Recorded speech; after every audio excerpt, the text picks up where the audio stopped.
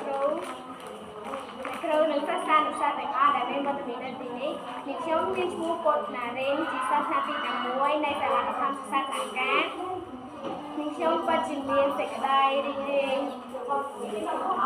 សមណោះរីករាយក្រៃលែងដែលបានអានប្រធានបទមួយអំពីរឿងទឹកចិត្តមេមន់រឿង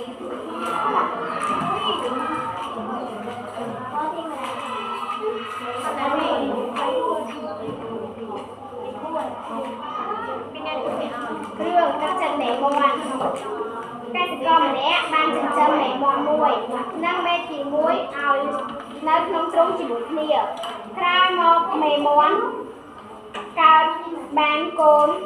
4ចំណែកមេទាកើតបានកូនមួយក៏ចាក់ចោលទៅមេមន់ឃើញកូនទាកំព្រាក៏យកមកចិញ្ចឹមបីបាច់ដូចកូនមកកើតដែររាល់ថ្ងៃមេមន់បណ្ដាលគ្នាទាំងអស់រកចំណីគ្រប់ទីកន្លែងថ្ងៃមួយកូនមន់តូចជាងគេឆ្ងល់នឹងទង្វើរបស់ម្ដាយក៏សួរម៉ែហេតុអ្វីបានជាម៉ែមើលថែកូនទាមេមន់ឆ្លើយព្រោះវាកំព្រាអត់មេហើយវានៅតូចណាស់វា